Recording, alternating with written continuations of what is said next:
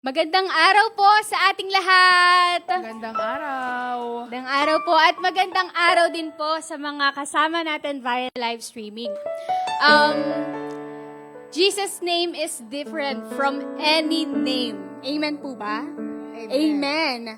Kaya ngayon po, ngayong umaga, dahil ang pangalan niya po ay tells us what He is, tell us how He is, what He's done, what He is doing, and what He will do. Kaya deserve niya po ang papuri, ang pagsamba natin sa Kanya. Kaya ngayon po, kahit po tayo ay nakaupo, sambahin po natin ang Panginoon at awitan po natin siya. Hallelujah.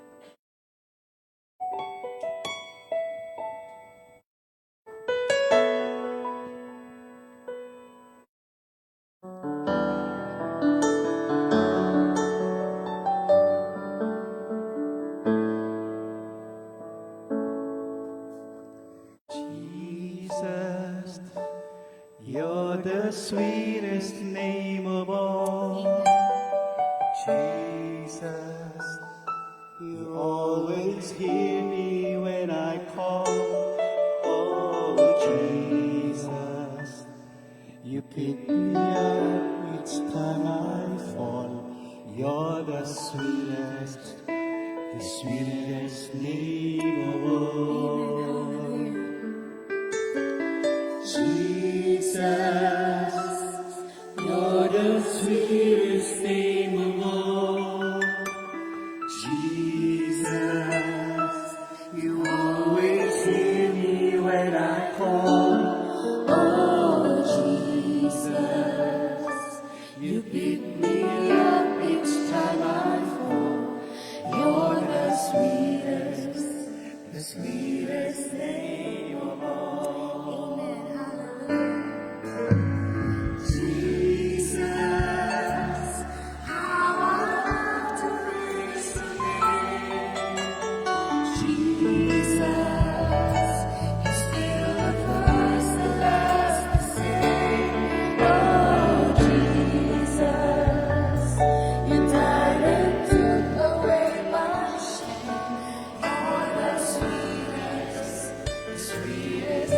Maaari po ba nating marinig ang mga kalalakihan? Jesus, how I love to praise your name.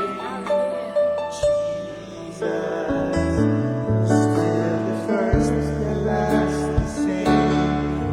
Oh, Jesus, you died and took away my shame. You're the sweetest name of all. Lahat po ng mga kababayan sa Jesus, how I love to praise your name. Jesus, you still the first and last the same. Oh, Jesus, you died and took away my shame. You're the sweetest name of all. Oh, how we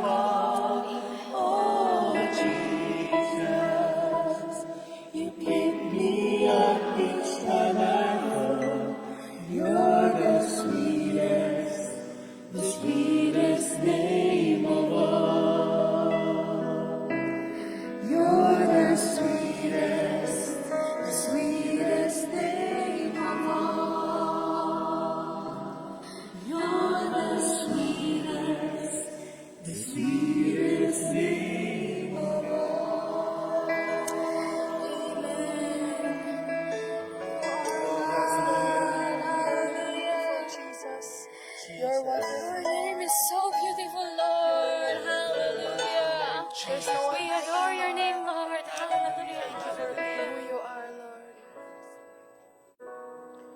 Jesus, What a beautiful name. Son of God, Son of Man, Lamb that was slain. Joy and peace, strength and hope, grace that blows all fear away. Jesus, what a beautiful name. Yes,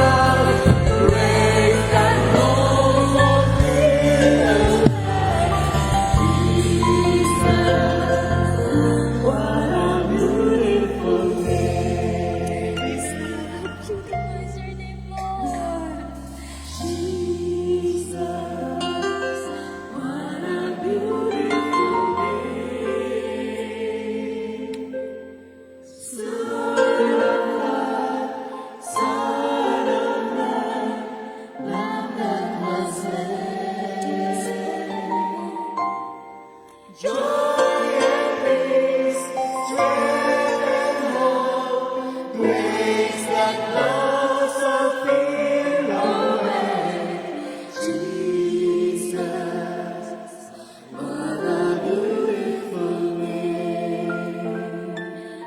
Jesus.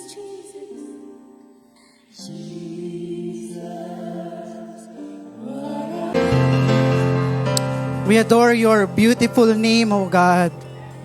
We come gathered here today to just witness the wonders of your name, Panginoon.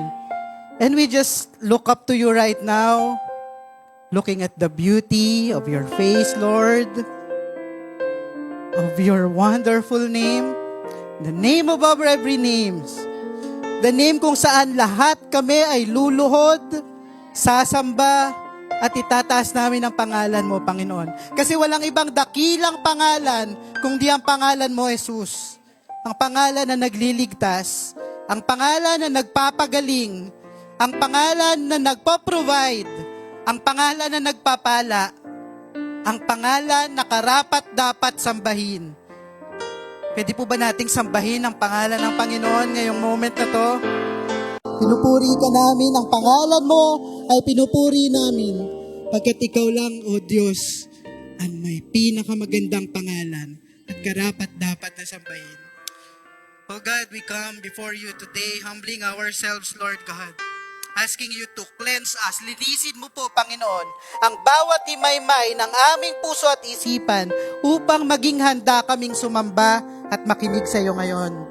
Patawarin mo po kami, Panginoon, sa aming mga kadumihan, Panginoon, na inisip, nagawa, sinasadya man namin o hindi, Panginoon. Inilalapit namin ito sa iyong paanan. Ikaw, O Diyos, ang maglinis sa amin, Lord God. Patawarin mo po kami. At gayon din, Panginoon, we just welcome the Holy Spirit to work wonders, to work miracles, to work mightily and freely in our midst right now, Lord God. Sa physical service and even sa online, Panginoon. Panginoon, hindi namin kayang limitahan ang kapangyarihan mo. Kaya hinahayaan ka namin kumilos, Panginoon. Sa lahat ng mga may karamdaman, Panginoon, Ikaw, O Diyos, ang magpagaling. Sa lahat ng mga nakaratay sa kanilang mga banig ng karamdaman, Panginoon, Ikaw ang magbibigay ng kagalingan. Sa lahat ng mga nagkakaroon ng kalituhan ngayon, Lord God, may mga kailangang desisyon na gawin, bigyan mo ng karunungan at kapayapaan ng pag-iisip, Lord God. At sa lahat ng mga naghahanap sa iyo, masusumpungan ka nila, Panginoon, kasi hindi ka naman po nagtatago. You are always welcome and ready to receive us, Panginoon. Salamat po. At hinihingi rin po namin, Panginoon, ang bawat bahagi ng gawain ito, ng pananambahang ito, ay hahawakan mo nga po, Panginoon. Ikaw po, Panginoon, ang malugod sa aming mga pakikinig ng aming salita, sa aming pagbibigayan, sa aming tagapagsalita ngayon, Panginoon. Sa lahat po, Panginoon, Ikaw ang malugod. More of you and less of us, O Jesus. And even our online services, Lord, we just pray that you will work mightily. Sa lahat po ng mga napadaan lang online, nakita lang yung video, Lord Jesus, let there be miracles and let there be encounters, O Jesus. And even as we pray for Foursquare, for all Christian churches na nagkakaroon po ng gawain ngayon, particularly Foursquare churches, big, small churches, Lord God, we just pray, Lord, that the Jesus we glorify right now will really be lifted up and will work sa mga communities, sa mga families. There will be transformations, Lord. We also would like to pray for our country, Lord God. Cover this country. This country is for you, O Jesus. Walang ibang maghahari dito, Panginoon, kundi ikaw lang. At ikaw lang ang kikilalanin naming hari, Panginoon. Yes, may mga pinuno kami, Panginoon, pero walang ibang mangunguna, walang ibang authority, kundi ikaw. At pangunahan mo nga po kami with righteousness, grace, love, and peace. Be with us, Lord. Thank you, Lord God. We offer you this day in Jesus' name. Amen. And amen. Maaari na po tayong makaupong lahat. Sige po, meron pa tayong mga bakanting space dito po, sa banda dito, sa harapan. Sige po. Hayaan po natin yung mga medyo huli-huli po, doon sila sa likod. Pero kayo mga nauna, dito po kayo sa bandang bungad. Okay. Welcome po to Marikina Foursquare Gospel Church. Yan, parang wala naman akong kausap. Ulit po, welcome to Marikina Foursquare Gospel Church. Yan. Buhay na buhay. Hindi po inaantok. Sino po ang inaantok pa? Okay, buti wala namang sumagot. Okay, so welcome to Marikina Foursquare Gospel Church. We are the church that follow Christ and makes followers of Christ. So kung sakali lang po na meron po tayo mga bisita ngayong araw, pwede po ba naming ma-recognize lang po? If this is your first time to join sa service po natin, pwede po bang makitaas ng inyong kamay or yung nagdala po ang magtataas ng kamay? Para lang po. Ayan, si Sister Guring, may bisita po siya. Ayan, welcome po, brother. Meron pa po ba? Meron pa po ba? 1, 2, meron pa po?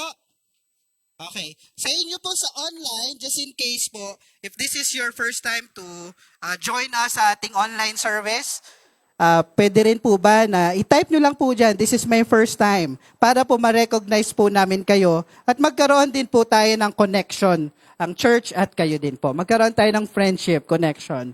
Okay. At kung kayo pa ay regularly na nanonood ng ating online service, I would like to encourage you to leave a comment. Type nyo po yung mga pangalan ng mga kasama nyo pong manood. Para naman po nakikita namin na ay okay pa naman palang ituloy ang online services kasi may mga kasama kaming nanonood sa online services. Okay po ba yon? Type nyo po dyan, pangalan nyo at mga kasama nyong nanonood. Okay, konting mga announcements lang po. Ito po ay napakahalaga. Kaya lend me your ears. Una, every Sunday po meron tayong gawain for UFW and UFF. Pwede po kayo mag-join dyan every 9 and 10. Except after na anniversary na po yan. Sa susunod na po yan ng mga Sundays. Okay, so every 9 and 10 yan sa second floor. Next po, wanted volunteers for tutoring ministry. If you have the passion to share your knowledge at you have the time naman po to share your expertise kahit papaano, every Saturday afternoon, online or face-to-face, naghahanap po tayo ng mga willing and available to tutor yung ating mga children hanggang mga high school po ito. Pwede niyong turuan. So, yan, math, English, Filipino, and science. And if you are interested po, you may approach Pastora Kay or any of the pastors. Sabihin niyo lang po yung interest niyo para po mailista natin kayo. So, pwede po kayo magpagamit kahit na magaling kayo sa science, sa English, math, or Filipino, pwede po niyong magamit yan. Hindi lang po preaching and singing ang pwede niyong ministry kahit sa pagtuturo. Next, sa Wednesday po ay meron tayong online prayer cell. So, kayo po sa inyong mga tahanan, pwede nyo pong isama yung inyong mga anak, mga kapatid, kaibigan, magsama-sama po tayo for online prayer cell. Ginagawa po natin ito para wala tayong excuse. Lahat po tayo ay makakapanalangin. Di man kayo makattend ng faith night, at least meron pong OPC para po sa inyo. So, every 6:30, isend nyo rin po yung link sa iba ng OPC po natin. So, sa Wednesday na po yan, sa MFGC Facebook page, online prayer cell. Okay? Next announcement. Para po sa mga bata, FCM, 11 years old pababa. So, mauunahan po kayo, mga adults and youth and teens. Para po sa ating mga FCM, ang Christmas party po ninyo ay sa Sabado na.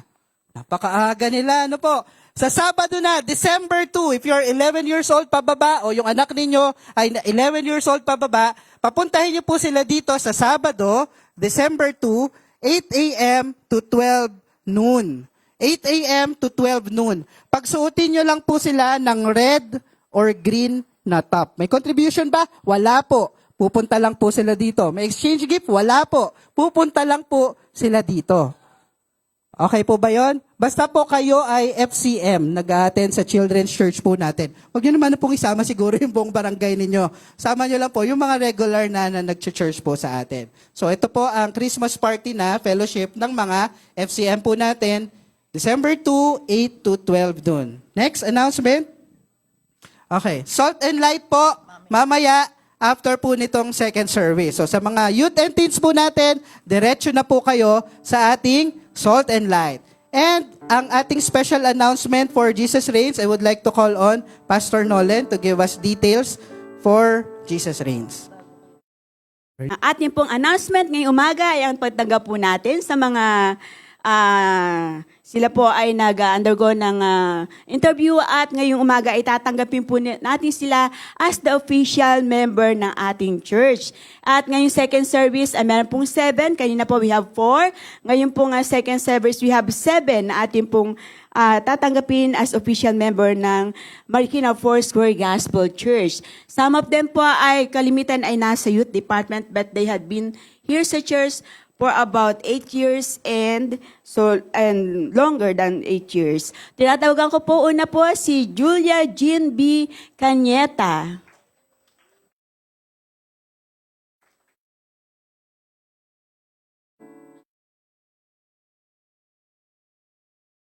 Nandiyan na po siya. Macreen D. Murcia.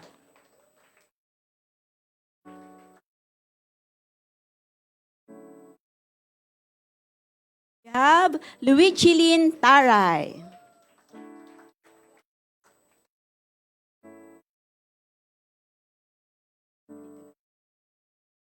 Rosemary Custo.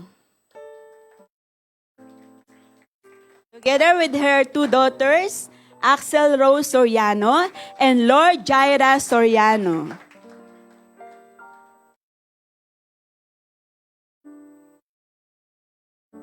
And last but not the least, we have Hannah Angelica Okoma.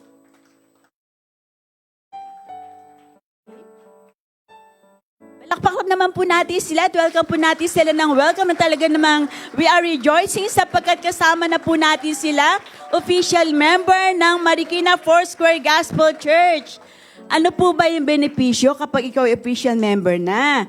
Maaaring some of you ay pupunta every Sunday pero wala ka pa po dun sa official role na member ng church. So kung hindi pa po, you may approach me o iba po ay pinipm ko naman para po maging kasama ka dun sa official member ng church. Ano po ba kasi yung benepisyo kapag official member ka? Siyempre po, meron makakatanggap po sila kasi ng mga kapag kinakailangan na sila ay boboto during our elected officers, pwede na pong bumoto kapag ikaw ay isang official member. Malapit na po ang ating convention sa mga official member po ng church ay pwede pong umattend ng ating national convention. Doon lang ang some of the benefits ng pagiging member. Ano pa po, mas kayo po ay maalagaan, mas makikilala, at sa bawat departamento pa rin po ay may pagkakataon na you can serve more kapag kayo po ay naging official member na ng ating church. Kaya po this morning, we are so glad that we have actually 11, kanya po yung 4, ito po yung 7. Ayan po. Let's give them the J-Clam welcome. Sorry. Ayan. Ayan. Nila po ba pinakamalakas pag-welcome natin sa kanila? Ayan po. So as they go back sa upuan, no, welcome po natin kapag meron pong bagong baby sa family, we are rejoicing. As sila po yung mga mag-rejoice sapagkat sila po ay kasama na officially sa big family po ng J-Clam. Okay. Thank you sa inyo lahat. Okay, let's may picture tayo.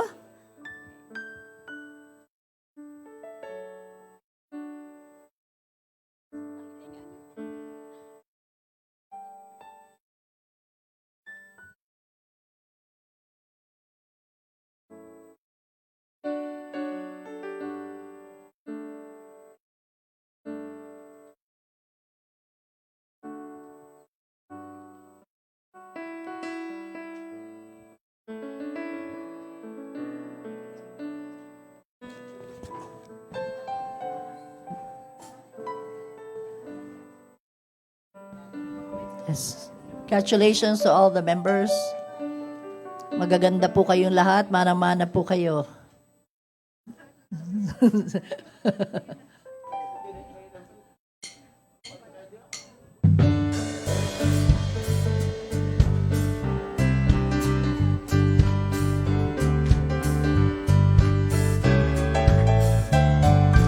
Rescue the perishing, care for the dying, snatch them in pity from sin and the grave.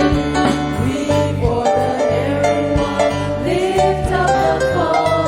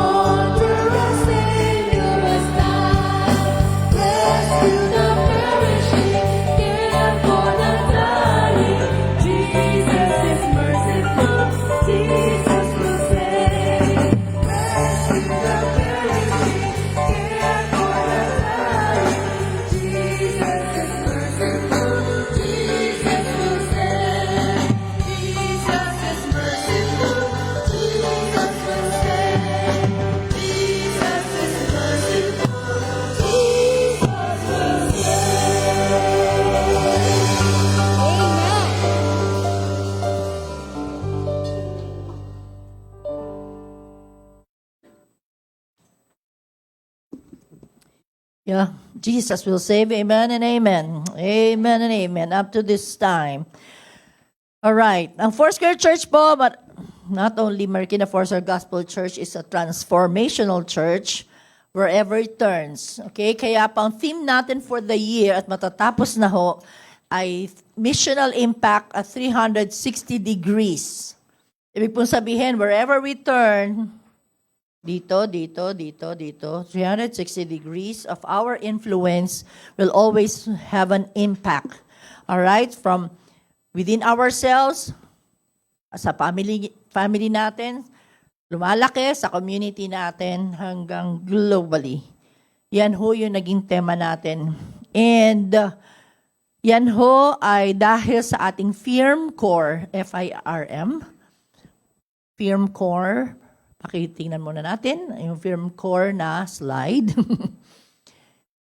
Firm core kasi matatag yung nasa loob natin. Bakit? Ano yung matatag sa loob natin? You will learn later. And gentle reach. Gentle. Hindi tayo namimilit. Hindi tayo nagagalit. Para lang sumama. Hindi. It's a gentle reach. Kung paano ho si Jesus ay nag-reach out. DZAS, if you have been listening to that station for the longest time, DZAS 702. Okay, reaching out, touching you. Yan po ang kanilang slogan dati. Kaya po, ang atin hong part 4 na idiomatic expression, which is also our title of the message, ay Leaving No Stone Unturned. Leaving no stone unturned. Ibig pong sabihin yan, kumbaga sa bato, ay binaligtad. Yan. Okay? Walang iniiwang bato na hindi nakabaligtad. Kumbaga nagluluto kayo ng hotdog. Diba? Hindi mo babaligtad yung isang kabilang side, dapat lahat. Okay.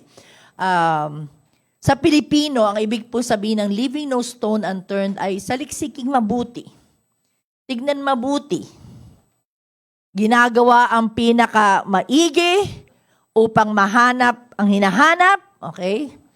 Gumagawa ang dapat gawin at dapat walang makaligtaan sa daan. Yun pong ibig sabihin ng leaving no stone unturned. Ang meaning po niya sa dictionary ay to look for something in every possible place. Okay, hahanapin mong maigi. Okay? Pag nawawala ang earring mo, nawawala ang salamin mo, you leave no stone unturned until you find that salamin or earring. Ang ibig sabihin pa ng isa ay to do all that one can or use every available resource to complete the task. Gagamitin ang lahat ng resources para ho magawa yung pinagagawa. Kapag ikaw ay gumagawa ng thesis, you leave no stone unturned para tumaas ang grade mo.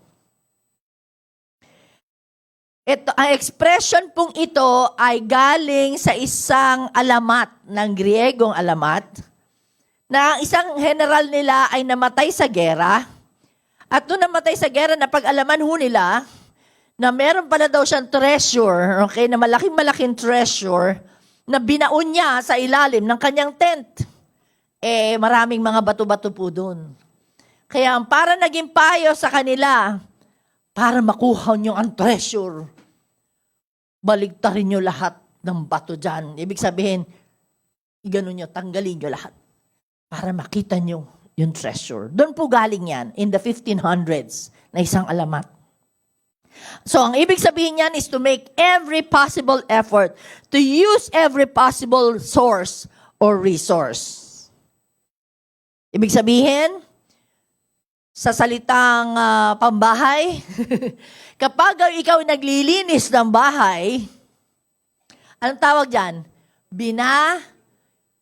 Pag sobrang linis, kasi binaligtad mo yung bahay.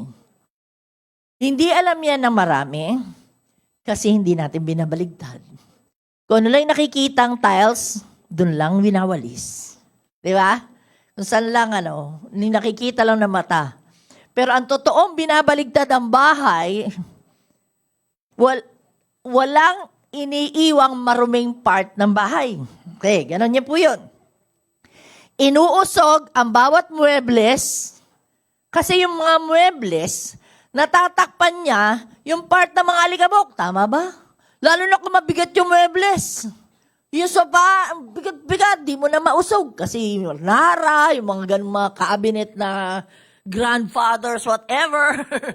Ang hirap. Pero pag tinignan mo yun, pag binaligtad mo yun, ano meron? Ang tawag nila dito sa church ay chismis. Yung mga dumi daw yun, chismis yun. Okay. Kailangan matanggal mo yun. Okay? Inaangat yung bawat rag. Di ba? Sa mga totoong naglilinis, inaangat lahat ng rag. Kasi naiipit doon, lahat sa ilalim, yung mga kalat. Hinahawi ang bawat agyo. Okay? Tinatanggal lahat yan para mahanap ang bawat dahilan ng paghanap. In the context of the kingdom of God, we leave no stone unturned. Ginagawa ang lahat. Lahat gagawin. Lahat ibibigay. But the question is, this is the great question. Why? I'm teaching strategic management sa Foursquare Bible College 4th year class. One of the things that we talked about there is yung isang TED Talk na sinabi ng speaker, alam niyo ba? Sabi niya, kaya ang mga products ay tuloy-tuloy na nabibili. Dahil hindi lang nila dinescribe yung product nila na maganda. Kundi, sinabi nila kung bakit nyo kailangan bilhin yung product namin. At yun yung tumatagal. Yun yung malaki ang mga sales at matagalan na. Alam mo kasi kung bakit mo kailangan, hindi mo lang sinabi maganda yung product namin, bilhin nyo. Hindi. Kundi yung reason kung bakit ako bibili ng product. The why. So it's very important that what we have been doing in this church, we know the why. Pastor Kay, why are we pushing this? Why are we doing this impact? To, hindi impact to. Okay? Impact lang. Because we are not like the terrorists who just kill people innocently without even knowing the reason why they are killing innocent people. Para lang masabi lang na sumusunod sila sa isang ideolohiya ng isang tao. Pero hindi naman talaga nila alam yung tunay na dahilan kung bakit ito ginagawa. At tama ba yung dahilan? Para sa good cause pa yung dahilan. We don't just summarily annihilate people na ganyan. Sige, gawin natin ito lahat. Sige, mag-share tayo ng gospel, mag-evangelism tayo, mag-discipleship tayo. Na hindi nyo alam kung bakit kailangan yun. Why are we saying that we need to drop a line, to touch base, di ba? To keep in touch, and now to leave no stone unturned? Because Jesus Himself dropped the line, He touched base, okay? He kept in touch, and He left no stone unturned. And we will see that. Why? Kasi yung firm core natin dito is saying, because it's only Jesus. It's only Jesus Christ, who is not just a human, but the very Son of God. Because, okay, kanta ho natin kanina, walang ibang interest ang Panginoon, kundi yung pinakamabuti para sa kanyang nilikha. Kung merong ibang sinusunod yung ibang tao, pero pansinin niyo, anong gusto ng taong yon? Yung kanilang tinitingala, iniidolo, ginagawa nilang Diyos-Diyosan sa buhay nila. Anong interest nila? Malamang yon pang sarili. Diba? Pang build ng sarili nilang kingdom. To control people for themselves. papunta lang sa kanila at hindi para sa ikakabuti ng mga nilikha. Hindi po yan. Ang ending niyang control so that they can have the power over people and abuse them. Pero sa Panginoon, hindi. It is written all over the pages of the Word of God, the Scriptures, kung ano talaga yung redemption plan ng Panginoon through Jesus Christ. Sabi nga niya, I have come that you might have life and that you may have it to the abundance. Yun yung gusto niya eh. Kahit na nagkasala ang tao, ang redemption plan niya kompleto hanggang sa future. Sino pa ba naman yung hindi gugustuhin talaga na sumunod sa Panginoong Yesus? Kung ang pinakamabuti pala ang kanyang nasa isip para sa kanyang mga anak. Why are we all doing this? Because we want to point all people to Jesus, who is the author and finisher of our faith. We're not doing this for Foursquare denomination's sake. We are not doing this para magbida-bida tayo kanya-kanya. No? It's all about Jesus. And let's look at how Jesus reached out. Okay? And He left no stones unturned. Kung paano niya binaligtad ang bahay, so to speak. Now, I'll give an acronym for this para mas madali nyo lang matandaan. Letter S. Let's begin. Sa mga notes. He stopped moving to minister healing. He stopped moving to minister healing. Walang iniwan ng Panginoon Yesus na hindi niya nabaligtad. Because everywhere Jesus went, He did not ignore the sick people. Attention, sick people who are here today and listening to this message. He stopped by the blind man. He stopped when there was the bleeding woman who held on to his hemline. He stopped to administer healing to the leprous, yung mga miketong, etc., etc. Pag nababasa nyo naman Bible, makikita nyo lahat. I intentionally did not put the verses there for most of them because I want you to open your Bible. In Matthew 4:23 to 24, Matthew 4:23 to 24, nilibet ni Jesus ang buong Galilea. Fast forward, pinapagaling din niya ang lahat ng uri ng sakit at karamdaman ng mga tao. Ang balita tungkol sa kanya ay kumalat sa buong Syria, kaya dinadala sa kanya ang lahat ng may sakit at mga nahihirapan dahil sa iba't ibang karamdaman.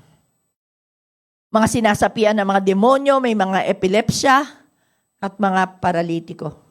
Silang lahat ay kanyang pinagaling. When I was younger, at minister kami ni Pastor Starsky dito sa church, I think I was a Bible student already, but one time I preached, sabi ko, parang kasi hindi ako sure dun sa line na yun. Kaya nasabi ko yata ganito. Marami sa mga may sakit sa Biblia ay pinagaling ng Panginoon. I was not saying lahat. I was saying marami sa kanilang pinagaling ni Jesus. Pagkatapos ko nag-preach ng gano'n nung time na yun, ako'y sinabihan ni Pastor Starsky, hindi marami lang, ha? Lahat. Lahat ng lumapit sa Panginoon Jesus, pinagaling ng Panginoon Jesus. I was not sure about that during that time, but this time I'm telling you, based on the Word of God, ang sabi, lahat ay kanyang pinagaling. Yung lumapit sa kanya. Ano po? How about si Jesus yun eh. How about the disciples? What did they do? Did they stop? Yes. They did not leave any stone unturned because everywhere they were sent, kung saan man sila pinadala, signs and wonders follow their ministry. Pag nagmi-minister po sila, hindi lang basta sila, nagturo sila, sinabi nila tungkol sa kingdom ng Panginoon, yan. Tapos pagkatapos nun, bahala na kayo sa buhay ninyo. Hindi po, pagkatapos nun, there are healings, there are miracles happening to confirm na totoo talaga ang word. So, ibig sabihin, andun, hindi sila, they did not stop just at talking and talking. Pero nagmi-minister po sila. Nagpe-pray po sila for the sick. Matthew 10:1 said, Tinipon ni Jesus ang 12 alagad at binigyan sila ng kapangyarihang magpalayas ng masasamang spiritu at magpagaling ng lahat ng uri ng sakit at karamdaman. So they were empowered. Sila mismo, they lay hands on the sick, they pray for the sick, and this sick get their healing from God. Sabi dito, lahat ng uri. So lahat ng uri. Hindi malalalang, hindi yung parang imposible lang, lahat ng uri ng sakit. Mark 16:20, humayungat ng aral ang mga alagad sa lahat ng dako, tinulungan sila ng Panginoon sa gawain ito. Please take note of that. Tinulungan sila ng Panginoon sa gawain ito. Hindi nila ito ginagawa dahil sa sarili lang nila. It's all about Jesus. Pinatunayan niyang totoo ang kanilang ipinapangaral sa pamamagitan ng mga himala. And at this point, I will always insert what this church is doing, not because I want to boast about our church. We want to boast about the goodness of God through this church, kung paano tayo sumusunod sa mandato ng Panginoon. Please take note that there are people praying for you when you are sick. Especially if you know that you're sick. And even if you don't know you are sick, we still pray.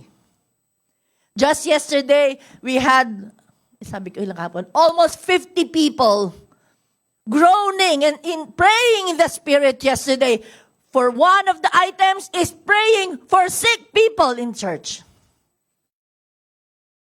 From the simple sipon-sipon, LBM, to the fatal cancers, sinasabi nila, what have you and what you have not, no? All these sicknesses and diseases, we pray. Groaning, asking God for the heavenlies to come down and heal everyone who come to Him in faith. What do we do else? No po? We minister to the sick by, some of you, the brethren visiting the sick. Some of you, you send a little help financially, kahit papaano. Or we make kumusta sa mga may sakit. Anong intervention? Sa mga recipients po sa compassion, marami sa inyo nakaranas na matulungan na kayo na ospital and you paid only at least 10% of your hospitalization. Because they were caring people who stopped to administer healing through mobilizing their resources para kayo'y gumaling po. And forgive us if we neglect na kapag kayo'y pumasakit. I'm addressing this question now to all the present-day believers who will be hearing this message today. Do we leave a stone unturned to reach out to sick people? Do we whisper a prayer for sick people? Malaman mo lang, nakita mo lang sa My Day, nakaswero. Nalaman mo lang na pumunta sa ospital, nagpa-check up, naglaboratory, masakit ng ulo, hindi nakapasok, may migraine, then you whisper right then, there, right there. You whisper a prayer for them, Lord. Amen po? Amen po. Do we do that? And sometimes we help outsource sa needs nila. Hindi ka makatulong, hindi mo alam ang gagawin, hindi ka sanay sa mga ganun-ganun, pero parang may kakilala po ako dun sa ospital na yun. Ayan. So ito, i-refer mo yung pangalan. Oh, may kakilala po ba kayong doktor? Opo, may kakilala po, may neuro po ako, ganito, ito pong pangalan. Baka pwede niyo pong kontakin. We do that. Amen? Amen? We help one another. Marami po tayong medical practitioner na nandito. Somehow, they help. Konting payo, chat-chat, ano pong pwede kong inumin. Hindi naman sila nagmamaro, pero based on experience at yung safe naman na sinasabi nila mga gamot. Minsan nga, muhiling pa ng tulong sa abroad eh. Naalala ko si Ate Glomary, kausap ko ng isang araw eh. Pastora, may pa sa akin, chat-chat, nagtatanong kung anong gagawin. Nasa Canada na yun. And sometimes we have our vitamins stuck na mga gamot galing sa Amerika kung saan-saan na i-expire lang sa ating bahay. Yun pala pwedeng makatulong sa ibang tao. Remember, God heals. Jesus still the healer. That's why we point people to Jesus. Because He heals. At gagamitin tayo ng Panginoon sa ganitong bagay. Tandaan nyo ho, ang healing ng Panginoon, whether it's natural healing, when we say natural healing, because our body was designed by God to heal by itself. Meron pong ginawa ang Panginoon na disenyo na may self-healing yan. Tama ba ako? Di ba yung mga cells natin, nare-renew, yung mga ganon. Disenyo rin ho yan ng Panginoon Diyos. Pag gumamit ka naman ng doktor, nag-consult ka sa science, no po. Kung ano man yung pinayo nila sa iyo, salamat sa Panginoon Diyos, galing pa rin sa Kanya yan. Again, in the name of Jesus. Kasi pag uminom naman tayo ng gamot, Lord, in your name, di ba? In the name of medical, Lord, I will get healed. Hindi naman natin ginaganon, di ba? Lord, heal me, use this medicine. Di ba, ganun tayo. And when it is divine, of course it's divine healing. But again, in the name of Jesus. Because not all healings ay, tandaan niyo yan, pwedeng gamitin ho yan ang Diablo to make it appear that it's divine. Kaya very careful lang din po tayo sa area yan. But what we are tasked to do is to pause and stop to minister to the sick. Yun po, hindi tayo ang nagpapagaling. Ang Panginoon ang nagpapagaling. So we point them to Jesus, the healer. Amen? Letter T. Kanina S, ngayon letter T. Jesus taught as the Spirit led. Siya ho ay nagturo kung ayon ho sa udyok ng banal na Espiritu. Jesus did not leave any stone unturned. Everywhere Jesus went, He talked about and He taught kingdom principles. Pag sinabi pong kingdom principles, it's talking about the kingdom of God. Kasi eternal ho yun eh. Hindi ho niya pinag-uusapan kung paano ako maghahari sa mundong ito. Tanggalin na natin yung mga Romanong gobyerno na yan at hayaan niyo ako mag-lead sa inyo. Hindi ho politika ang pinag-uusapan, kundi yung prinsipyo ng kingdom of God. Anong unang-unang niyang tinuro? Unang-unang tinuro is to pray. Anong prayer niya na tinuro? Ready, go. Our Father, who art in heaven, hallowed be thy name. Thy kingdom come, thy will be done on earth as it is in heaven. Practical na side, give us this day our daily bread. Ayan, nakalimutan nyo na yung Lord's Prayer. That. That prayer is a complete kind of prayer na pwede talaga natin maging panalangin. Huwag lang siyang gawing bubbling, repetitive prayer na walang ibig sabihin. But if you pray that prayer, yung unang tinuro ng Panginoon Jesus, it's a complete package ng prayer. What else? Nagturo siya ng Beatitudes. Ang Beatitudes ay hindi attitudes lang para dito sa mundo, kundi pang-eternal. Ikaw ay maging mapagkumbaba. You will inherit the kingdom of earth, kingdom of heaven. You will become the children of God. Pansinin niyo po yun. Nasa Matthew chapter 5, yung Beatitudes na tinatawag. Hindi lang yun. He also taught about preparation for the kingdom to come. Para sa future. Hindi lang yung pagsisimula ng kingdom to come on earth. Hindi lang yung ibubuhay sa kingdom on earth, kundi yung future kingdom. Yan ang tinuro niya. Sa pamilya, magkakahiwalay kayo dahil sa akin. Dadating yung mga panahon na may balita tungkol sa gera, balita tungkol sa tagutom. Okay, may mga balitang chismis tungkol sa gera. So yun, pinag-prepare din niya yan. And in Isaiah 11:1 and 2, Mapapansin niyo po yung verse na ito, it's a prophetic word about the Messiah. Tungkol kay Jesus po ito. And the Spirit of the Lord shall rest upon him. Si Jesus yung tinutukoy nito. The Spirit of wisdom and understanding, the Spirit of counsel and might, the Spirit of knowledge and the fear of the Lord. So, tungkol ho ito kay Jesus. Sa future. Okay? Siya ho yung tinutukoy dyan na siya ho ay pupunuin ng banal na spirito ng karunungan sa kanyang pagtuturo. Why are we saying this? Because Jesus cannot teach apart from what the Father, through the Spirit of God, ay tinuturo.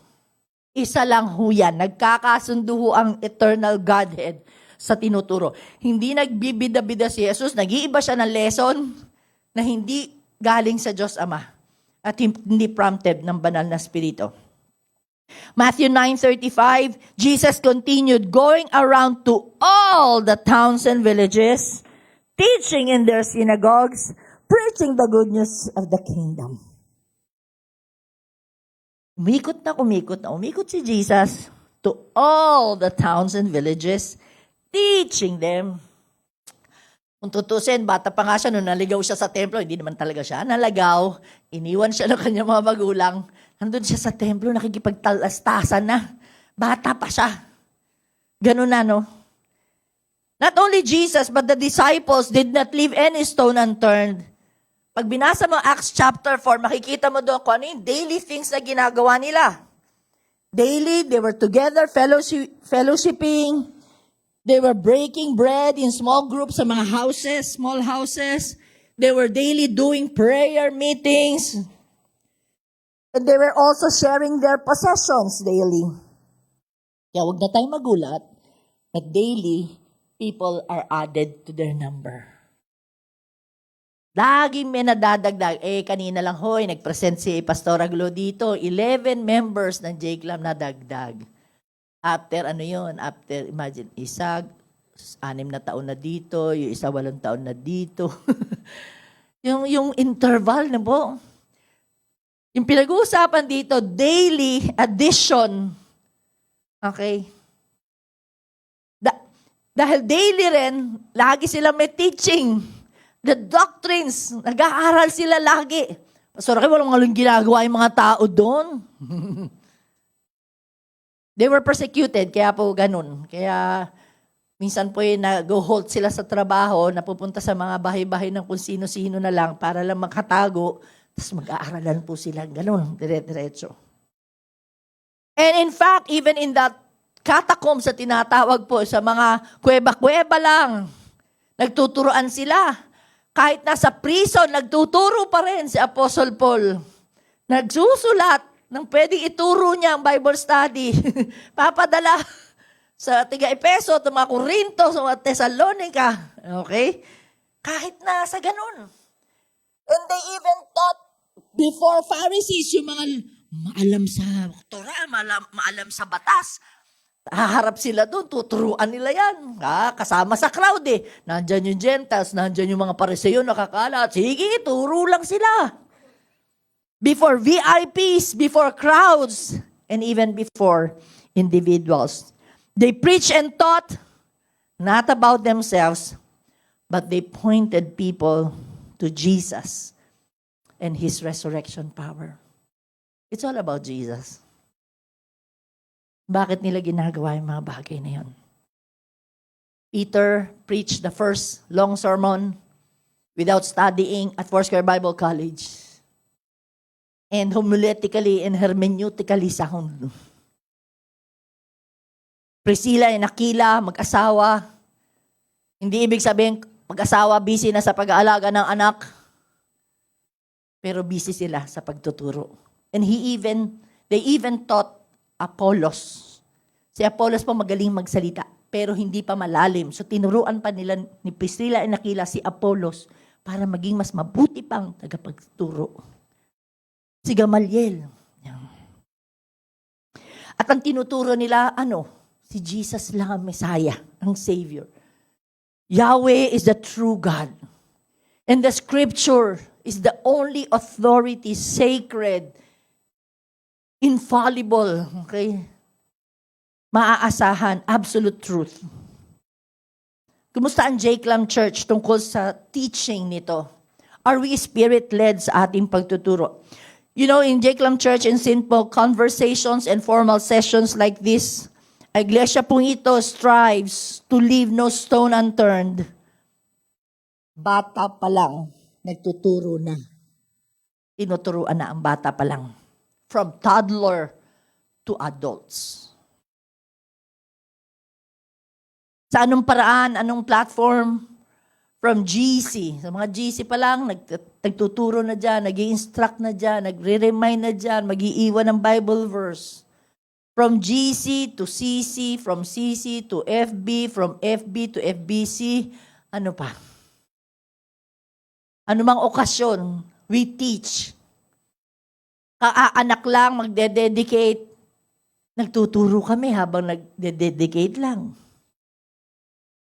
Tayo pala tayo. Kahit birthday mo, inimbitahan mo mga tiga J-Clam, magtuturo pa rin yan kahit birthday.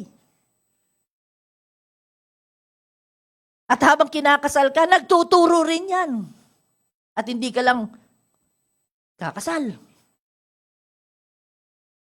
Namatayan ka na, nagtuturo pa rin. Hanggang nililibing na yung tao, nagtuturo pa rin. And we have even, this church has even sent and mobilized people to formally enter Foursquare Bible College. From way, way back, our first graduate was in 1974. Ang aming pong eldest child, si Ate Joy Bunyi. Oiko Bunyi. Our first graduate from FFGC, 1974. This church started 1968. At nung natapos siya yung Bible school na yon, it's not without struggles. But she did not leave any stone unturned. Why? Because dapat sa Philippine College of Commerce gagraduate siya. Kasi yun ang pangarap ng kahit sino magulang sa isang panganay na graduate ka naman sa college. Kasi ikaw ang tutulong sa pamilya para magtustos ng mga ibang kapatid. Sinubukan po niya, pero talagang hindi umubra. Pag tinawag ka talaga ng Panginoon, hindi ka magiging happy. Kasi alam mong nasa maling lugar ka. Kahit alam naming matalino siya, kayang-kaya niya maging valedictorian din at summa cum laude sa accounting course na yan. Pero iniwan ho niya yun at pumasok sa Bible school. At ang saya-saya niya ho noon. Kwento nila, kasi wala pa ako noon eh. Yan. Di nandun ako, kaya lang bata pa ako. At nawa nakikita nyo na hindi mababaw na pagtuturo ang ginagawa ng iglesyang ito. At hindi rin naman highfalutin at na pretentious na siya, pinagpaganda lang, pinapaano lang, para lang sumaya kayo, para lang. Mapapansin nyo that we do not sugarcoat the messages. Di bali na mabash, di bali na parang minsan magagalit sa amin because of what we teach. Hindi talaga sinusugarcoat. Hindi pinapaganda lang yung labas. Kasi natatakot din po kami na magkaroon kayo ng spiritual diabetes. At maraming komplikasyon pag nagkaganon. But as the Spirit leads, marami pa kaming kulang. We are not perfect in teaching. You are not perfect in teaching your care circles, your Bible studies. But somehow, we deliver holistic balance, the Word of God. No po? Para ipakilala si Jesus na hindi lang siya tagapagligtas, marami pang iba. For the present-day believers, do we leave a stone unturned to teach people despite our low educational attainment? Despite our limitation in theological knowledge, despite language and cultural barriers. Kasi pwede mong sabihin, Pastora, kaya hindi ako nagtuturo, wala akong tinapos. Hindi ako marunong. Hindi ko memorize ang Bible. Sino ba nagsabing i-memorize nyo ang Biblia? Tandaan po ninyo, ang description ng Biblia tungkol sa mga apostles ay They were uneducated, unlearned men. Yun ang description. Wala rin silang alam. Remember, God sent His Son, and the Son sent the Holy Spirit to be our teacher. Thank you, Holy Spirit, for being our teacher. Ang task lang natin, to open your mouth. And the Lord will fill it. The Holy Spirit will teach you what to say. As you become intimate with the Word of God, He will teach you what to say. So that's letter S, letter T, letter O, na po ang susunod. Jesus offered His body to save our souls. So hindi lang ho intellectual, okay? Hindi lang ho para lang sa ministry po, kundi yung mismong katawan ho ng Panginoong Yesus ay kanyang inalay para sa ating kaligtasan. He did not leave any stone unturned. That's why He was hung with the murderers. Siya ho'y napako sa krus. Yung buong katawan, wala siyang iniwang part ng katawan. Pwede ba, hindi nakasama tong puso ko? Pwede ba? Hindi, lahat ho. Lahat ho nasaktan from head to foot, inoffer ng Panginoon para lahat ng iyong burdens kasama na po doon. Hebrews 9:14, Christ offered Himself to God without any flaw. So how much cleaner will the blood of Christ make us? It washes away our feelings of guilt for committing sin. But now we can serve the living God. Thank you, Jesus, for your salvation. Salamat po. Marami na tayong sermon tungkol dito. I will not overemphasize this. Alam niyo na kung ginawa ng Panginoon Hesus sa krus ng Kalbaryo. But what did the disciples do? Ganun din, they did not leave any stone unturned. They almost died in the ministry, and they actually died in the ministry. And they really died a horrible death sentence. Let's look at Apostle Paul. Hindi natin hirap ni Apostle Paul. Kahit pa paano. 2 Corinthians 11:23 onwards, sabi niya, I have worked much harder, been in prison more frequently, lagi siya nakukulong, been flogged more severely, nilalatigo siya dito. He has been exposed to death again and again. Kung may death threat man si Paul, marami yun lagi sa kanya. Take note, verse 24, 5 times I received from the Jews the 40 lashes minus 1. 40 lashes minus 1, 39 lashes. 39 lashes sa likod, yun yung perfect punishment ng Romano sa mga murderer. 39. And Jesus experienced the 39 lashes. Alright? Kaya, ang description po natin, durog na durog ho ang likod ng Panginoon. Durog na durog po when He died. But Apostle Paul, being a follower of Jesus, he received 5 times of the 39 lashes. Times 5. So you can also imagine, siguro, sa kamatayan ho ni Apostle Paul, ay ang dami niyang peklat sa likod. Daming sugat niya sa likod. 3 times I was beaten with rods. Hinahampas po siya. Lagi siyang binabato. 3 times siya po'y na-shipwreck. Nag-overnight po siya sa dagat na hindi niya alam kung may shark doon. I have been constantly on the move. Hindi siya mapakali sa isang lugar kasi lagi siyang hinahagilap, gusto siyang patayin. So on the move lagi. Alam niyo yung naglilipat kayo lagi ng bahay, 'di ba? Yung lipat kayo ng lipat na apartment, ganun. Pero yung sa inyo, apartment po yun. Siya hindi lipat ng lipat kasi natatakot siya. Pinapatay po siya. I have been in danger from rivers, bandits, fellow Jews, Gentiles, city, country, sea, false believers. Verse 27, I have labored and toiled and have often gone without sleep. Maraming siyang panahon na hindi siya natutulog. Alam kong magutom, sabi niya, alam kong mauhaw. At lagi po akong walang pagkain. I have been cold and naked. almost dying.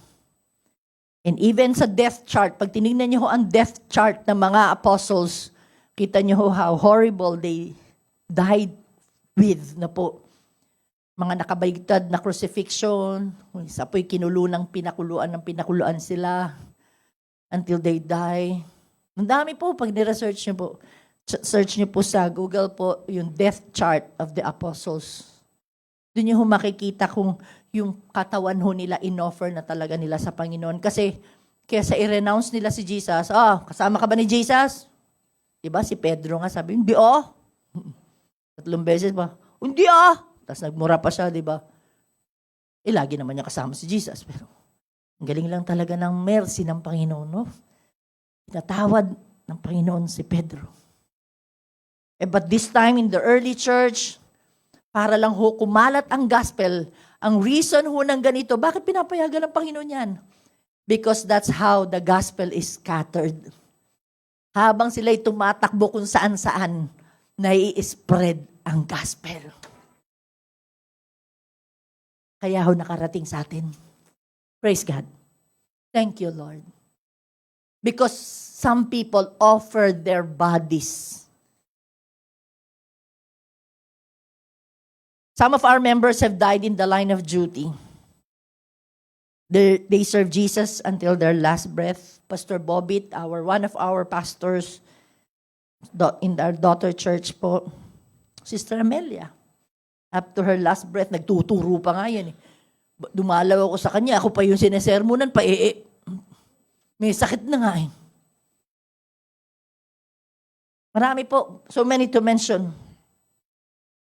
Some of us, para sa kabatiran ng mga nagso-salt and light dito, ng mga kabataan, when we were still young, elementary level, hindi man high school, elementary level, pinadadala na po kami sa iba-ibang community para magturo sa maliliit na bata. Hindi na kami inintay maging adult sa bata pa. Pinapadala na kami sa mga community para magtuturo ng mga bata. Ang tawag pa nun ay outstation. May mga bangkito lang kami, as in bangkito. Ayan. Para sa mga bata. At dala-dala lang namin ay Bible story. Malalaking pictures. Iba pa doon ay meron parang, ang tawag doon, yung dumidikit, flanela. Yung storyboard namin ay made of flannel board para ididikit namin si Jesus doon. Yan. Lipat-lipat, lalakad si Jesus. Bata pa kami noon. Pinapa-offer na sa amin ang aming katawan para magturo sa ibang bata. Ay, mga dugay na din eh. Why? Because we want to introduce Jesus as early. Sa mga bata pa lang. And we encourage people to attend Bible school. Sige, attend kayo, may calling sa Panginoon. Kung hindi man talaga magpapastor, kundi palalimin ang inyong knowledge para mag-enroll sa Bible school so we can produce more teachers. Offer your body. Present-day believers, do you offer your bodies to be used in the expansion of God's kingdom? What do you use your feet for? Para saan yung paa ninyo? Pakitingnan nga yung paa nyo. Nagaganda ba kayo sa paa nyo? Is it beautiful? Are they beautiful? Your toes? Pastora, parang luya yung paa ko. Uy, ganyan kaya ang joke sa akin. What do you use your feet for? Gala-gala lang? Ang gandol lang? Gala-gala? Or are they beautiful because those feet are bringing good news to dying people? Kahit saan ka pumunta, hindi pwedeng hindi ka mag-impact because you leave no stone unturned. What do you use your ears for? Ang tengang ito, pastora? Alam na. Alam na. Uy, anong latest? Yung Katniel, ano ba? Ano ba? Nagkaiwalay ba? Buti pa si Sharon tsaka si Gabi. Nagbabat eh. Ito nag-aaway. Yan ba ang tenga natin para sa ganyan lang? Or are these ears listening attentively to the cry for help? People appear to be okay in the outside, but inside of them, they're crying for help. If you only talk with them lengthily, deeply, lalabas at lalabas po, that they are wanting help. And nawa gamitin ng Panginoon ang tenga mo para maipoint mo sila sa Panginoong Yesus. What do you use your eyes for? Para saan yung mata mo? Para makikita lang ng mga magagandang tao? Para makakita lang ng appetizing na, ang sarap ng mga pagkain ng pinopost nila lahat? Yan ba ang mata natin para sa yung mga lugar, travel lang na lugar? No, I hope that these eyes are gazing to see confused lives so that they can find peace sa Panginoon Yesus as we lead them. Makikita mo yung mata rin nila. Kasi kita rin daw sa mata, di ba? Kapag nangingilid na. When a tear drops, you understand. What do you use your hands for? Are they busy? Oh, busy kami sa ML Busy yung kami namin dyan. Or are they busy in the service? In the name of Jesus. Remember, God's Son Jesus, nag-sacrifice. Ginawa niya yung sarili niyang murderer. Quote unquote. So that you can see that it's only one way and He alone saves. Nawa magamit din natin yung ating katawan para ituro natin sila sa Panginoon na nagliligtas din ng kanila being. Letter N, nurture the young and the restless. I used that term, young and the restless, growing up. May palabas sa TV niyan, young and the restless. Nurture the young and the restless. Walang iniwan ng Panginoon Yesus. He reached out to all kinds of people. Not only reaching out, He nurtured, He cared for them. Inalagaan niya yung mga bata pa sa pananampalataya, pinagtsagaan niya, mga disciples na ito, iba-ibang temperaments. Inalagaan niya mga naliligaw, inalagaan niya mga lito, mga nanghihina, nalulungkot. He went to comfort Mary and Martha. He forgave the sinning tax collector. He showed compassion sa prostitute. He received the worship of the woman with the alabaster box. He cared for the paralyzed kung wala na kasing tumutulong sa kanya. He nurtured widows. He cared for women. He rebuked Peter. He rubbed it in with James and John. Dahil na nagyayabang na si James and John, nagre-rebuke siya with tough love. John 3:22, si Jesus at kanyang mga alagad ay nagpunta sa lupain ng Judea, na natili siya roon ng kaunting panahon na kasama nila. English, He spent some time with them.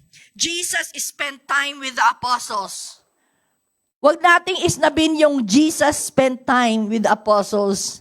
Because that spent some time in Greek is diatribo, which means to rub against. Yung lagi mong kadikit ba? Okay. Sige nga, kung katabi niyo yung kasilya niyo, ganyan. Diatribo po yan. Ayan. Yung laging kadikit ba? Ayan. Bakit? Kasi lagi kayo magkakasama. Lagi kayo magkakadikit. And Jesus did that. Because He wanted to nurture, alagaan. At hindi lang ito tender, okay? Kundi minsan tough love. Ang mga disciples, ganun din ang ginawa. As Paul mentioned, they cared for new converts as a mother and provides as a father. Okay? Next, tapos na po ako sa diatribo. Okay, they cared for new converts as a mother and provides as a father. Bakit mother? Kasi yung nurturing ng mother. Gusto yung describe niya, Apostle po, ganito kami mag-care sa inyo. Oh, kumusta na kayo dyan? Okay ba kayo? Oh, huwag kayong mag-away-away dyan. Yung mga marites tsaka tulits dyan, huwag kayong mag-away dyan. Sabi niya, ganun. Sobrang concerned siya kasi ayaw niya maging burden. Kaya trabaho siya ng trabaho bilang gumagawa ng tolda. Para wag nilang dahilan na, burden na kami sa iyo, Paula, tuwing pupunta ka dito, solicit ka sa amin. Ganon. Hindi, pinakita niya yung sipag niya. Siya pa nga minsan nagpa-provide. Pero tiniruan din niya silang kung paano magbigay sa Panginoon. Okay, so as a father, as a mother, yung pag-nurture po natin. At kita ho natin si Pablo, super close sa kanila. And even they know him by name. Uy, si ano ha, pakibati mo naman ako kay ano. Uy, si Phoebe ha. Uy, si ano, nakasalbahe yun. Huwag yung ano. Ganun siya, di ba? Sa Jacob Church, even back then, this church has been nurturing. Kahit maliit lang po yung church noon, kukunti lang ho sila. They nurtured. They nurtured a Sunday schooler like me. When I was still young, I grew up in Sundays. They nurtured me. And last time, meron po ditong awards night for the Christian education teachers. And there was one teacher na galing dito, na nandun na po sa Rodriguez. Walang iba kundi si Ate Mating Dimaano Sepe. Si Ate Mating po has been a teacher dito. Paglipat niya sa Rodriguez, nagtuturo pa rin siya hanggang ngayon. That's why she was awarded ng longest na nagtuturo po. For how many years? 37 years. Why? Kasi nurturer. Hindi lang po siya basta teacher. Nagna-nurture. Nag-aalaga. Pag mga ganun kasi parang walang kapaguran yung ganun pag alam mo yung ginagawa mo talaga. Yung shepherding na heart, no? Kung paano ka inaalagaan din ng Panginoon sa buhay mo. Hindi ka basta mapapagod eh. Nung day nga na yun, merong mga tig 70 years old, 80 years old na dumating eh. Hala, naku, nagtuturo pa po kayo. Nakaka-inspire naman po kayo, sabi kong ganun. Ang tanda na nila, pero actually parang tinuturuan pa nila, mga bata rin eh. And this church values generosity po. We nurture by being generous. All stones are turned in terms of giving. We use every available resource to complete the task at hand. Di ba sabi dun sa meaning natin na ay ginagamit lahat ng resources. Ulit-ulit ko sinasabi sa inyo, ang loting ito, 300 square meters po, ay kukunti lang sila noon, siguro mga 20 lang sila noon. Itong lote pong ito ay galing ho sa generosity ng mga members during that time. Until now, may isa pong musician na sabi niya, tumutugtog naman na siya. Batang musician pa lang to, pero nakakatugtog siya sa iba-ibang simbahan. Tapos ang comment daw niya, the Jakelam Church was one of the better na timpla sa music, sa mga sound system. Musician siya. Tapos sabi ko, naku, ang dami pang reklamo dito sa Jakelam ng music namin yung mga tugtugan namin dito. Yung timpla daw. And maybe he understands because we invest. We invest. Kung hindi nyo pa nararamdaman na yung investment na yun sa inyong buhay, hindi namin kayo pipilitin. Pero nawa, nakikita nyo po. Honey, present-day believers, do we nurture and care for people? Do we use our resources only for our cause or for the kingdom's cause? Dami mong pera, pero puro sarili, gala ko, bibili ako, Starbucks ako, araw-araw, Shopee ako, araw-araw, Lazada, araw-araw, bantayan nyo yung 12-12, marami daw. Pero kumusta po yung resources mo? Nagagamit mo po ba for the kingdom's cause? Poverty is not excuse para hindi ka maging generous. Minsan nga, kung sino pa yung nagdarahop, siya pa yung mapagbigay.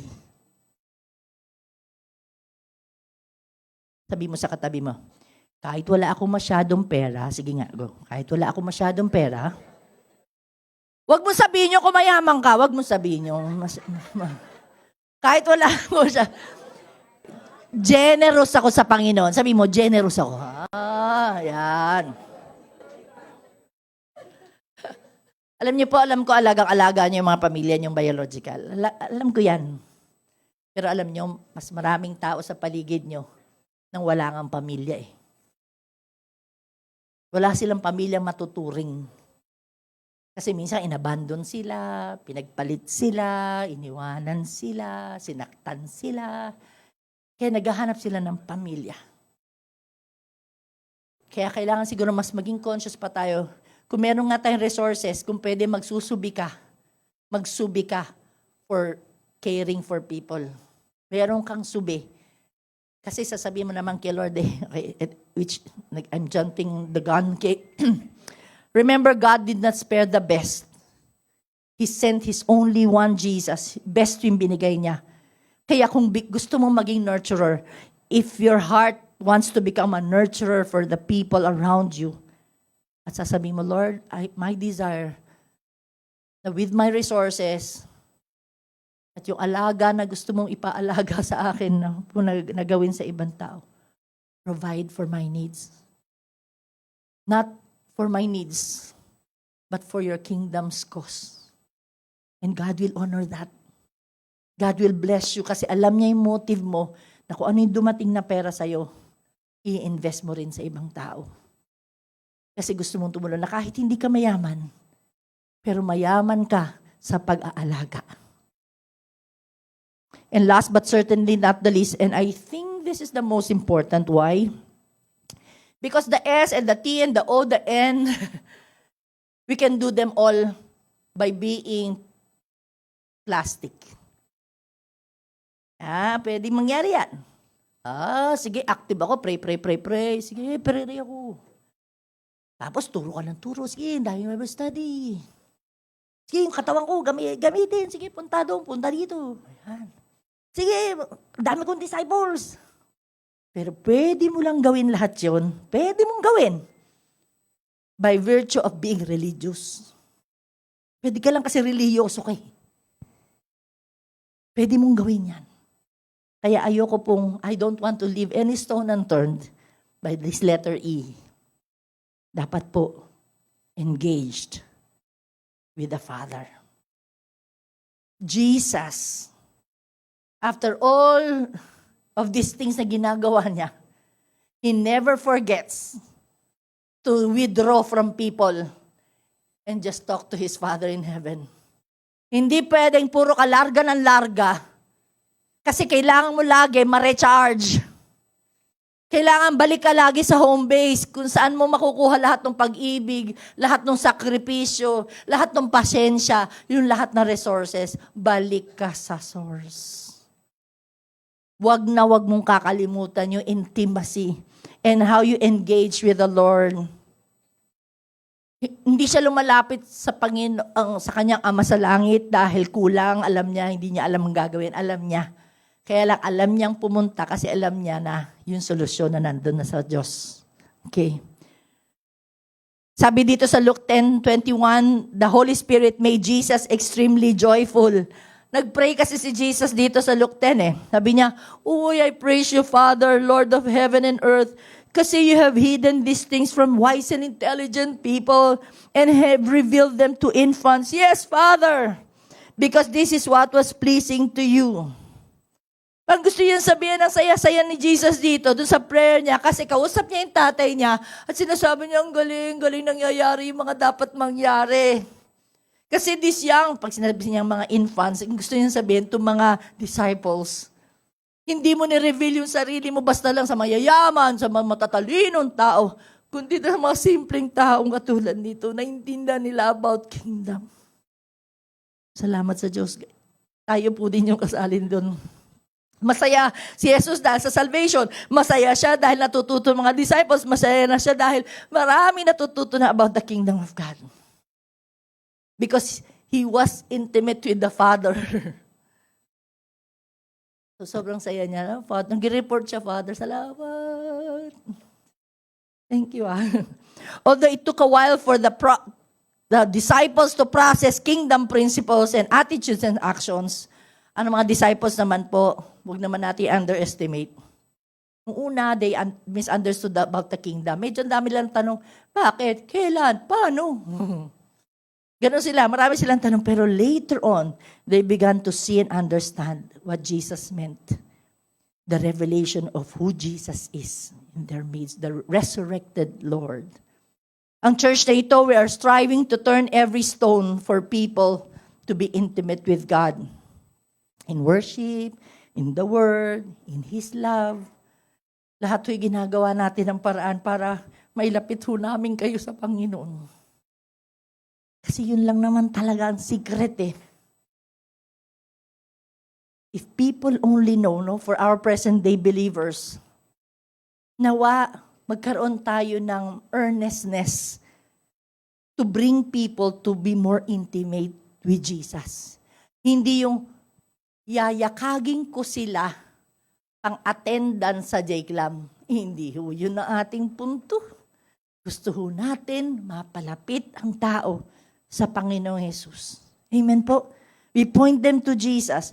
If people only knew that the encounter and intimacy with Jesus is the open secret to unspeakable joy, siya lang naman ho talaga eh. Kung ano yung nararanasan natin sa Panginoon, yun ang gusto nating sabihin sa kanila. Diba? Kaya remember, Jesus was intimate with His Father. Jesus was intimate with His disciples and compassionate to people. At ang desire ng Panginoon that people be intimate with Him. At nawa po, magamit po tayo ng Panginoon to bring people to Jesus closer. But this is the challenge. To be like Jesus and to follow His steps in rescuing the perishing, leaving no stones unturned. Ang dali at memorize na natin that J-Clam Marikina Foursquare Gospel Church is a church that follows Christ and makes followers of Christ. Pero yung actual application ng rescuing people, rescuing natin yung mga dying, the perishing, those in danger. Yan po yung challenge sa atin ngayon. Pero alam niyo po ang maganda. Si Lord naman ay ano. Sige po, next slide. Kapag alam natin that we are pointing people to Jesus, even if we start with a few, by the grace of God, we become many. Amen po. All right, next. Yes, we value and prioritize relationship. Hindi natin priority, mag-Bible study ka. Hindi ganon. Relasyon muna. Without sacrificing yung content naman na ating curriculum. Kasi gusto rin namin na lumalim kayo sa Word. Pero relasyon muna. Hindi yung sapilitan. At ito, dudot-dot sa iyo yung Word. Hindi po ganun. Next po. We capitalize on using people and their capacities. Pag nakita ho namin yung kapasidad po ninyo, talagang pansinin nyo, tinatap po namin kayo, inaano namin kayo ma-involve sa ministry. Why? Kasi it's all about the kingdom of God anyway. And not to fill the seating capacity. It comes naturally. Kapag naramdaman nyo ho ang pag-ibig ng Panginoon, coming to church is not a hard task to do. Last point here. We are empowered by God-given authority. At yan ho yung pinagmamalaki natin. It's all about the Holy Spirit empowering us to do these things without holding on tightly to positions. Kahapon nagmi-meeting po kami ng council. Sabi ko, maging handa lang ho tayo. Kasi your pastor, I am turning 60. I'm the youngest in the Oiko clan, and the youngest in the Oiko clan is gonna be a senior citizen soon. So, konting taon na lang, isang panahon, di ba, Pasko na. Imagine mo, parang nagkakagaling lang natin sa 2023. Ang bilis ng panahon. So, ibig sabihin, yung lahi natin, generasyon natin, tatanda at lilipas. Lilipas din po tayo. Kaya we are not holding tightly to our positions because the kingdom of God is not about positions. Kaya magtuturo ho kami so that the next generation will be prepared to take over. So, salt and light, be prepared to take over.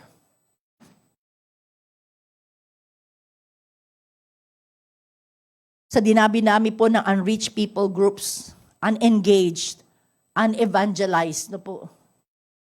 Kailangan ho natin talaga maging seryosong followers of Christ. And how do we do that? We reach out to every corner of the world. And you can start in your own little corner. Yung kantang pong yan ay, yung linyang yan ay nakuha ko lang sa Cinderella. Yung dark po si Cinderella doon. Kumanta ho siya. Kasi lagi siyang iniiwan. Mga stepsisters niya, stepmother niya. Di ba? Lagi siyang utusan sa kusina. Kaya sabi niya, in my own little corner, in my own little chair, I can be whoever I want to be. Pwede akong maging pirata, pwede akong maging piloto, pwede akong maging gano'n. Sabi niya, so na-imagine na niya lahat sa sulok ng kanya na pwede niyang gawin ang lahat. And I am telling you today, in your own little corner, you can be what God wants you to be in His kingdom.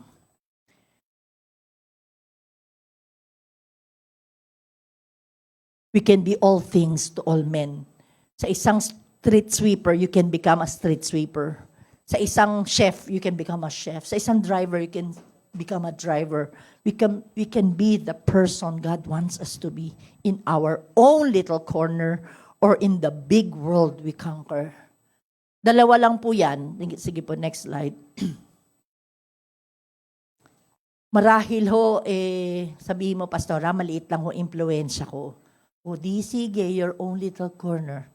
Pero tanggapin natin na marami rin po sa atin, you have big worlds that you are conquering now. Then reach out and use every gift that you have. And you can start with your own life now. Yan ang gift. Yung buhay mo, gift yan ni Lord. Gamitin mo yan to reach out. Sample lang ng own little corner na maliit. Yung balo na meron na lang kusing, huling kusing sa kanyang bulsa, whatever. She left no stone unturned. She left no coin unturned. Kinuha lahat yung kusing na meron siya at binigay niya sa Panginoon in her own little corner.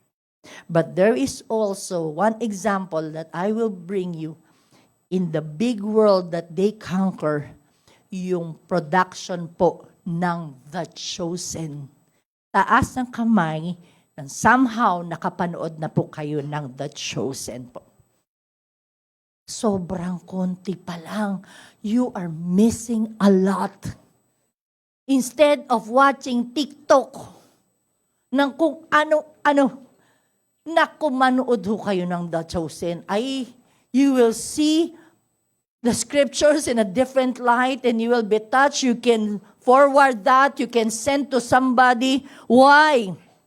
Because this production is going the extra miles to reach people globally. Nagkaroon sila ng kakayahan to reach people globally. Alam niyo po ba, yung mga extra, yung ibang mga extra dun sa palabas na yan, imbes na sila ibayaran, ayaw nila magpabayad, sila pa ang nag-share ng $1,000 each para maging extra lang sila. Gusto namin kasi mag-volunteer sa production na ito na alam namin maraming marireach na mga tao globally. And they are really doing it sa biyaya ho ng Diyos because everywhere in the world now where there is chosen na palabas, many people are turning to Jesus. Ngayon lang daw nila nakita si Jesus sa perspektibong gano'n na, siyempre alam niyo naman ang media, iba talaga yung epekto. Pag may mga moving arts, gano'n po, no? Kaya yung powerful ho yung kanilang ginawa hanggang ngayon. Kahit marami na ho silang pondo kasi nasa Netflix na sila, nag-ano pa rin sila, marami pa rin pumapasok sa kanilang crowdfunding. Ang dami pa rin gusto mag-invest sa kanila kasi they become a part of a global movement about Jesus being proclaimed as the Savior. They're so excited about season 4 kasi ipapalabas yung tungkol sa Christmas yata, no po? From your own little corner or a big world that you conquer,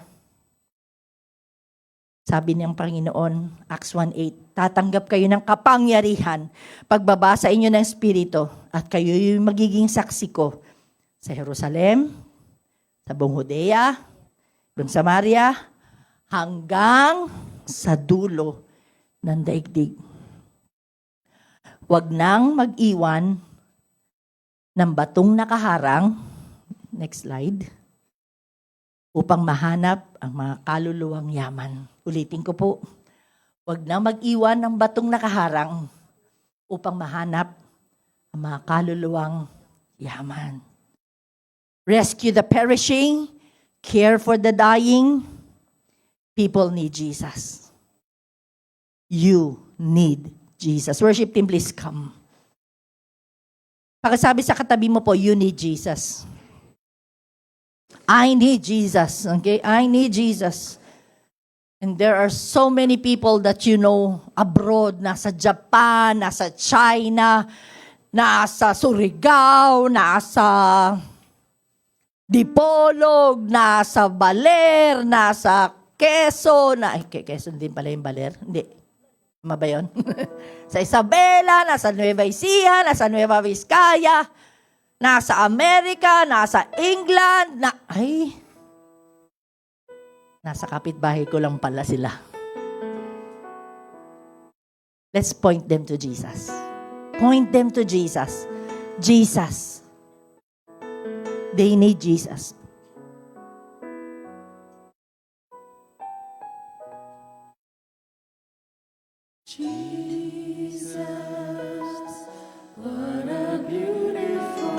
Good morning po sa ating lahat. Giniginawa ko. Hindi ko po alam kung yung ginaw ko ay galing sa lakas ng aircon natin or kasi magpapasko na po. Diba? Nangangamoy bonus na po. Nangangamoy 13-month pay na. And alam ko po sa ibang companies po na ibigay na po ito nung November, since November pa naman, second week or third week ng November. Marami po sa atin, nakakatuwa pong pakinggan yung mga bucket list na naririnig ko. Gustong mag-travel, gustong i-treat ang family, gustong mag-ganito, ganyan-ganyan. Hindi ko po alam kung, ako po personally, wala po akong bucket list. Pero naririnig ko sa mga anak ko rin, meron silang mga bucket list, tsaka sa mga ibang nakakausap ko po.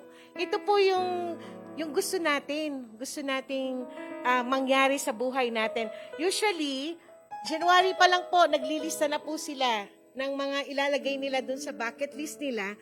And at the end of the year, December, since ito po yung mga kaperahan times po ng halos lahat sa atin, doon po na nangyayari or na bibigay yung mga bucket list natutupad po. And natutupad po yun by the grace of the Lord and blessing ng Lord sa atin.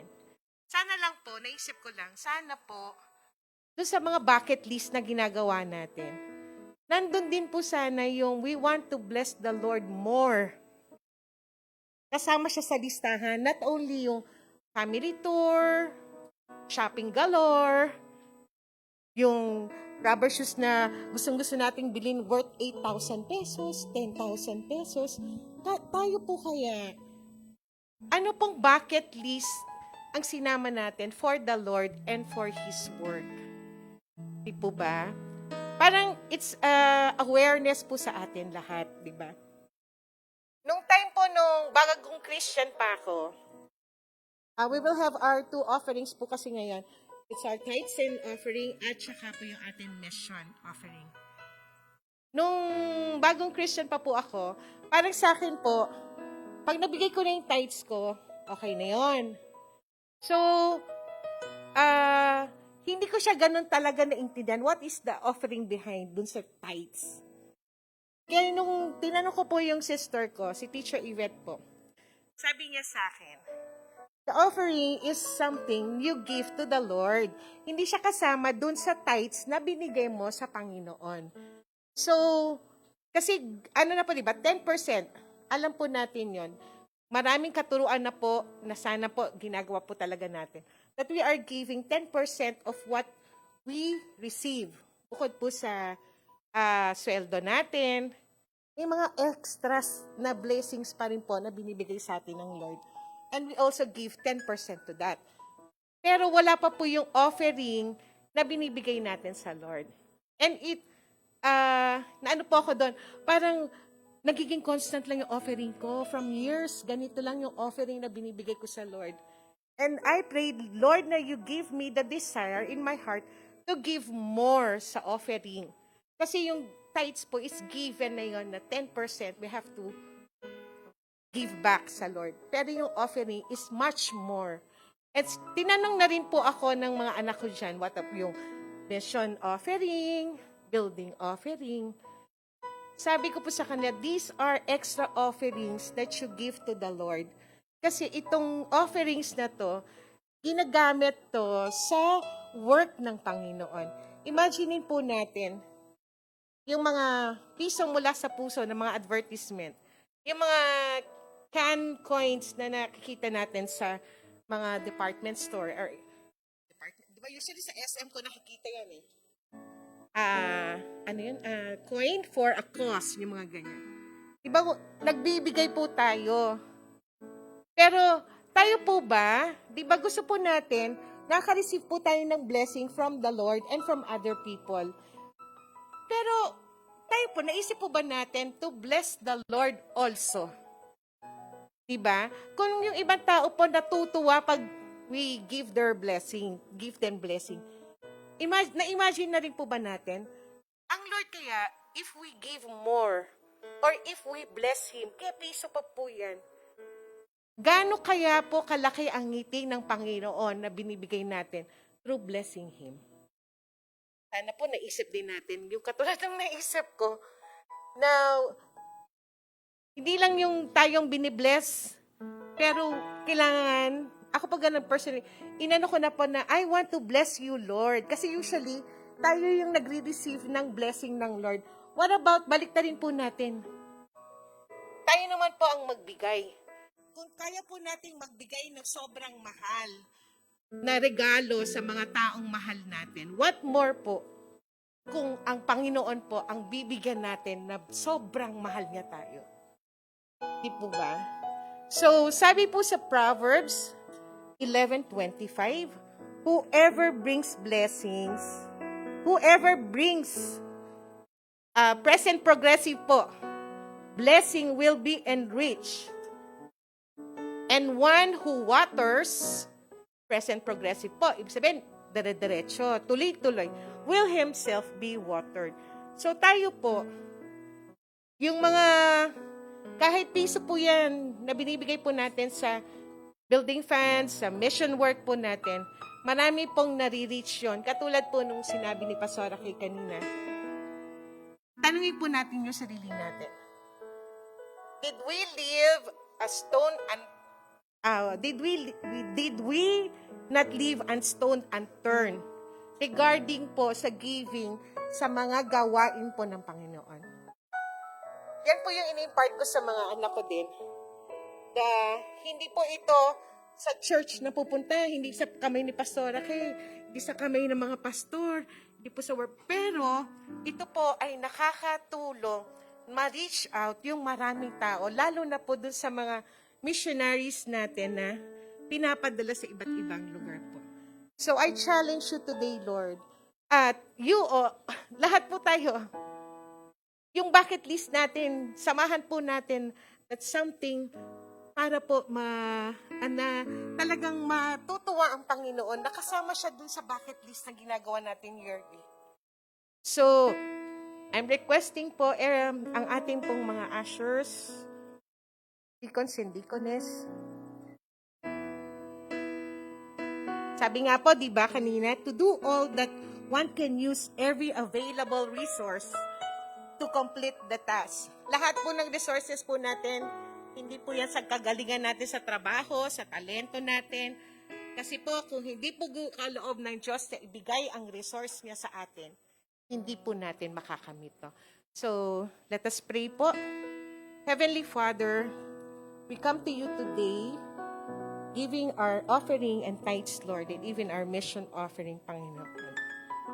That you will accept it, Lord, and you will be pleased, Panginoon, because all these resources comes from you, Lord.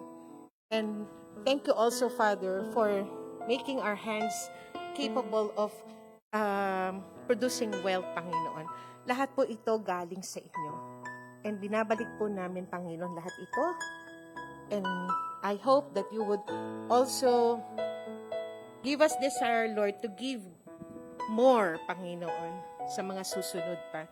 Even the persons po na hindi makakapagpabigay ngayon, Panginoon, I pray na you allow them, Lord, to experience your unfailing love and your unfailing provisions para sa kanila.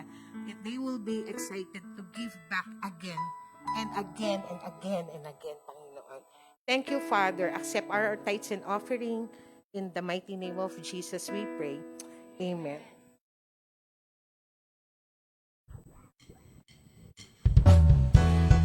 Amen! Hallelujah! Sa pag-reach out po natin sa ibang tao, lagi po nating tatandaan na it's all about Him. Amen po ba? Amen. Let's be excited, church! Kaya tayo po tayong lahat at sama-sama po nating purihin ang ating Panginoon. Hallelujah!